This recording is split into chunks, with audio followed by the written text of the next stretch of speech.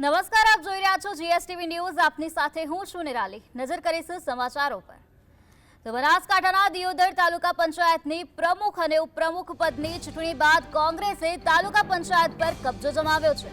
પ્રમુખ પદે પ્રભાતભાઈ વાઘેલા જ્યારે ઉપપ્રમુખ પદે પાનાબેન ચાવડા ચૂંટાઈ આવ્યા છે। ઉલ્લેખનીય છે કે છેલ્લા 5 દિવસથી આ બેઠક મેળવવા માટે ભારે રાજકીય ખેંચતાણ અને સોગઠાબાજી ચાલી રહી હતી। ચૂંટણીને પગલે કચેરી બહાર ચુસ્ત પોલીસ કાફલો ખડકી દેવામાં આવ્યો હતો।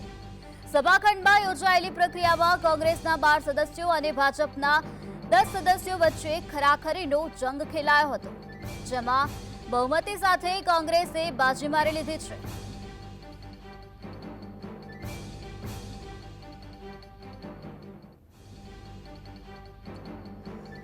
કોંગ્રેસે આ બેઠક પર બાજી મારી લીધી છે। કોંગ્રેસને બહુમતી સાથે જીત મળી છે। કોંગ્રેસના 12 સદસ્યો અને ભાજપના 10 સદસ્યો વચ્ચે ખરાખરીનો જંગ હતો, જેનો હવે નિર્ણય આવી ગયો છે। કોંગ્રેસને જીત મળી છે।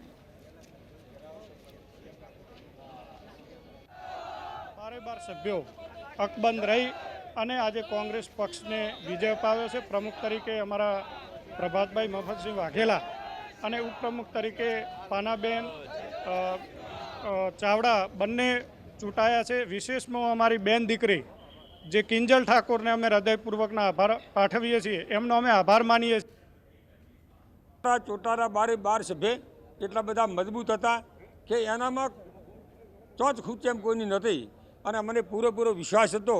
આજ 11 વાગે ચૂંટણીથી અમારા તાલુકા અને પ્રમુખ અને ઉપર બેની અમારા વિજેતા બન્યા છે।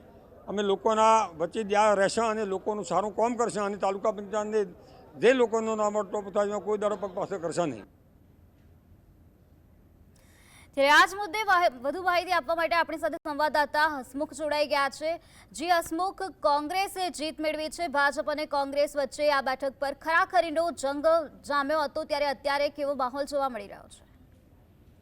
નિરાલી, વાત કરવામાં આવે વાવથરા જિલ્લાની તો આજે વાવથરા જિલ્લાના દિયોદરમાં તાલુકા પંચાયતના પ્રમુખ તેમજ ઉપપ્રમુખની ચૂંટણી યોજાઈ હતી અને જેમાં દિયોદર તાલુકા પંચાયતના ઉપર કોંગ્રેસે કબજો કરી લીધો છે। તાલુકા પંચાયતની પ્રથમ બોર્ડ બેઠક 25 મેના રોજ મળી હતી, પરંતુ આ બેઠકમાં ભાજપના સદસ્યો વચ્ચે આંતરિક વિવાદ હતો।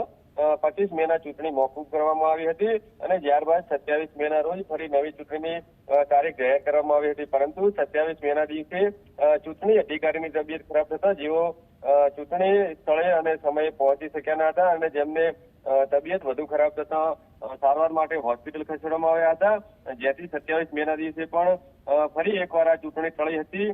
જોકે આજે ત્રીજી વાર દિયોદર તાલુકા પંચાયત કચેરીમાં બોર્ડ બેઠક મળી હતી અને આ બોર્ડ બેઠકની અંદર કોંગ્રેસ પક્ષે 12 જ્યારે ભાજપ પક્ષે 10 મત પડતો તે કોંગ્રેસે તાલુકા પંચાયત કચેરી ઉપર પોતાનો કબજો કરી લીધો છે અને પ્રમુખ પદે જે પારડી તાલુકા પંચાયત બેઠક ઉપરથી ચૂંટાઈ આવેલા પ્રભાતભાઈ વાઘેલા જ્યારે પ્રમુખ પદે સણા બેઠક ઉપરથી ચૂંટાઈ આવેલા પાનાબેન ઉપપ્રમુખ બન્યા છે।